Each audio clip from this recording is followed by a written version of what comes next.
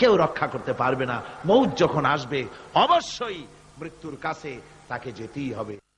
মুমিন কখনো হতাশ হবে না, নিরাশায় তার মন ভেঙে যাবে না।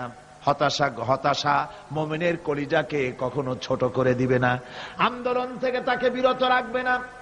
অন্ধকার দেখবে, চতুর্দিকে অন্ধকার মেঘাচ্ছন্ন, চতুর্দিক থেকে মেঘ জমে আসতেছে, মনে হবে যেন আর ফজর হবে না।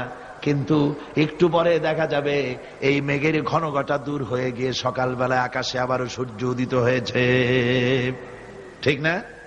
সুতরাং মুমিনের হতাশ হওয়ার কোনো কারণ নাই। হতাশ হয় কারা? কোরআনে কারীমের মধ্যে বলা হয়েছে, وَمَن يَقْنَطُ مِن رَّحْمَةِ رَبِّهِ إِلَّا الضَّالُّونَ। কেবলমাত্র পথভ্রষ্ট লোকেরাই, কেবলমাত্র গোমরাহ লোকেরাই তারাই নিরাশ হয়, হতাশ হয়। ঈমানদার লোক কখনো হতাশ হয় না। তার ঈমানে, তার আশায় বুক বেঁধে সাহসের সঞ্চার করে দেয়। কারণ সে তো জানে আল্লাযী খলাকানি ফাহুয়া ইয়াহদিন, আল্লাহ আমাকে সৃষ্টি করেছেন, আমার হেদায়েত তিনি দিয়েছেন, পথ তিনি দেখিয়েছেন।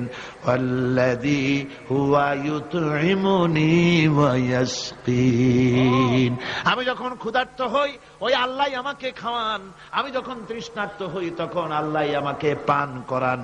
ওয়া ইযা মারিদতু ফাহুয়া ইয়াশফিন, আর যখন আমি অসুস্থ হই ওই আল্লাহই আমাকে